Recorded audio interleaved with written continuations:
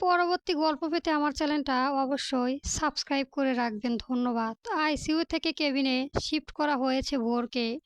জানালার পাশে ছোট বেডটায় আধশোয়া হয়ে বসে আছে সে। হাতে স্যালাইনের সুচ, কিন্তু তাতে তার ভ্রূক্ষেপ নেই। সে বিস্মিত চোখে জানালার বাইরে আকাশ দেখছে। মেঘগুলোকে দেখে যেন নতুন কোনো গল্প খুঁজে পেয়েছে। মাহিম ধীরে ধীরে দরজা ঠেলে ভেতরে ঢুকলো। হাতে একটা ছোট পুতুল রাস্তা থেকে তাড়াহুড়া করে কিনে এনেছে। ডাক্তার বলেছিলেন ওর সঙ্গে শিশুদের মতো আচরণ করতে হবে, তাই চেষ্টা করছে। মাহিম মৃদু হেসে বলল, হাই, আমি মাহিম।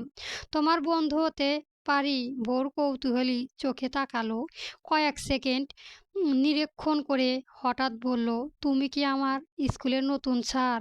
মাহিম থমকে গেলেও মুখে তা প্রকাশ করল না। না, আমি তোমার পাশে বসার বন্ধু। আমরা একসাথে খেলতাম। ভোরের চোখে চকচক করে উঠল, সত্যি? আমি কি লুকোচুরি খেলতে পারি? মা বলে আমি খুব ভালো লুকাতে পারি। মা শব্দটা শুনে মাহিমের বুক কেঁপে উঠল।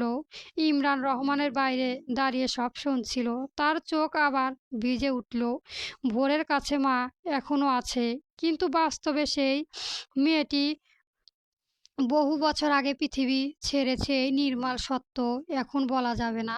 মাহিমের কাছে গিয়ে পুতুলটা বাড়িয়ে দিল। এটা তোমার জন্য।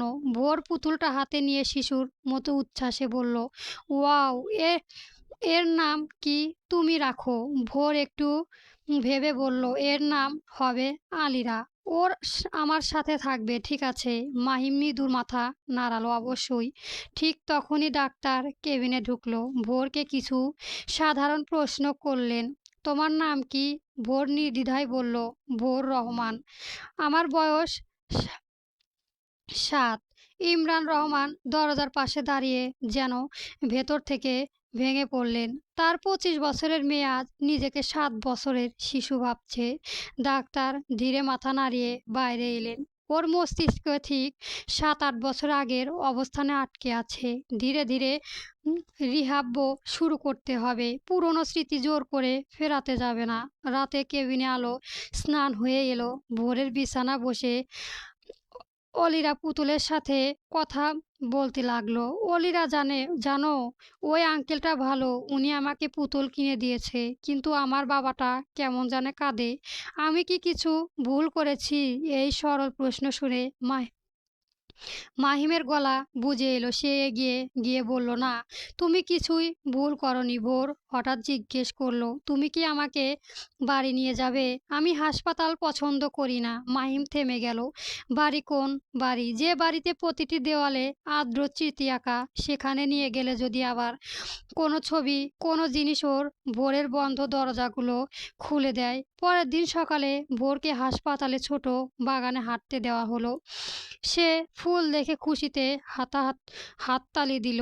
ওগুলো এগুলো কি আমার জন্য ফুটেছে? ইমরান রহমানের কাছে গিয়ে নরম গলায় বললে, হ্যাঁ মা, সবই তোমার জন্য। ভোর মুচকি হেসে বলল, আপনি খুব ভালো আঙ্কেল। এই আঙ্কেল শব্দটা যেন ছুরি হয়ে বিঁধল তার বুকে। তবুও মুখে হাসি রাখলেন। দূরে দাঁড়িয়ে মাহিম দৃষ্টিটা দেখছিলেন। তার মানে এক অদ্ভুত সংকল্প জন্ম নিচ্ছে। এই নতুন সরল ভোরকে সে আগলে রাখবে, কিন্তু কোথাও একটা অস্বস্তিও কাজ করছে। সত্যকে কয়দিন লুকিয়ে রাখা যাবে? সেই দিন বিকেলে নার্স ভুল করে ভোরের পুরনো ব্যাগটা কেবিনে এনে রাখলো। ব্যাগের চেইন খুলতেই একটা পুরনো ছবি মেঝেতে পড়ে গেল।